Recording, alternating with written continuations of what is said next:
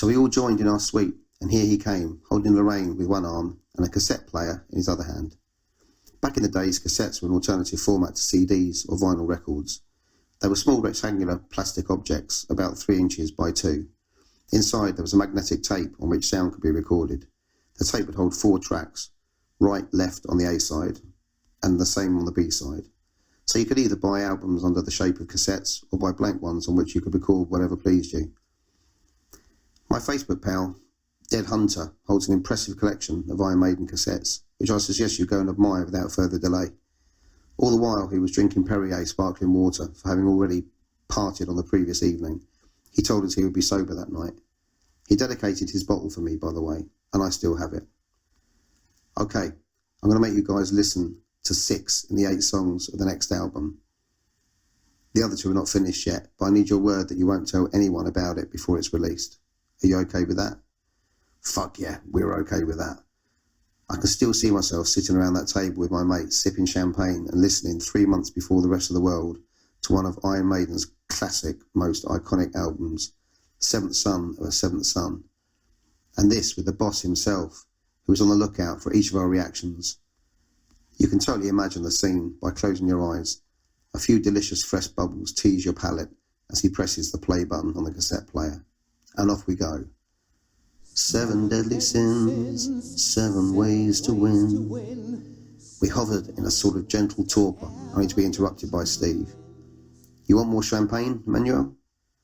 Or, the next song is called Infinite Dreams. No drug could have had such an effect on us as the one we felt that night. Now that I think of it, he was somewhat using us as guinea pigs, but we were certainly not going to pay him lip service, and we can do that again whenever he wants. He then clearly saw me pull a face on Can I Play With Madness? There's this funny thing which sticks with Iron Maiden. It happened during the World Slavery Tour in the Eastern countries.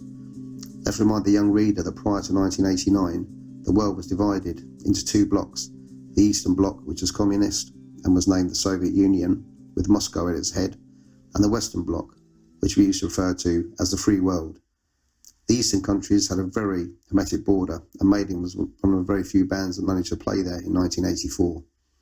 At the period of the Iron Curtain, as shown in the video Behind the Iron Curtain. And in that video, you can see Bruce Dickinson talk with a Polish fan who explains to him that he wants to play heavy metal on the synthesizer, and Bruce made this famous statement. "But you can't play heavy metal on a synthesizer." It said it all, except that he was going to be proved wrong. On their latest album, Somewhere in Time, Maiden had proven innovative under the growing and quite interesting influence of Adrian Smith by using guitar synthesizers, which are basically guitars with sensors which give these instruments slightly different sounds from the ones you'd usually expect from electric guitar. It was a fabulous album, and they crossed the Rubicon. They just pushed this idea a little bit further on Seventh Son by using regular keyboards. So yes, I did jump to the ceiling when I heard Can I Play With Madness? But it was out of surprise, that word again, rather than out of disappointment. After the listening, he took me aside and said, "You know, it's a real good album. You may need to listen to it several times before integrating it fully, but it really deserves to be given a chance." We had the opportunity to listen to these 6 songs twice during that wonderful evening. Steve had even written a list of songs on the album in the final order on some page which lay there somewhere. Of course, we had to keep it completely confidential. Christoph still jealously treasures this wonderful document, which we have the pleasure here to share with you.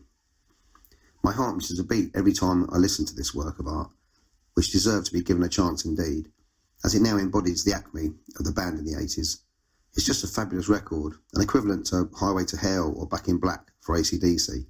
There's nothing to dislike in it, only great songs. Note the nod to Supertramp's first album, which begins with a 30-second track, Surely, and ends with the same song.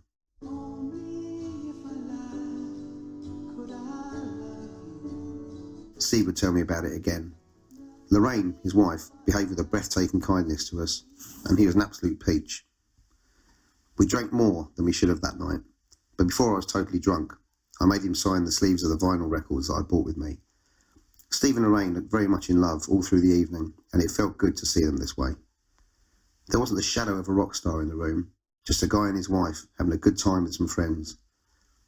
Their attitude with us during that weekend smashed all the boundaries that we could have imagined, and that any other renowned musician would have set, if only to protect his privacy. This invitation was a gift already, but the true gift was definitely for them to show themselves to us just as they were. They went to bed around 3 and told us they'd meet us for lunch the next day. After they had left, we were sitting there like fools, totally flabbergasted, asking ourselves if we'd been dreaming or something. When we realised we hadn't, we decided that it called for celebration. And being in Munich, world capital of beer, it called for a drink in the local tavern.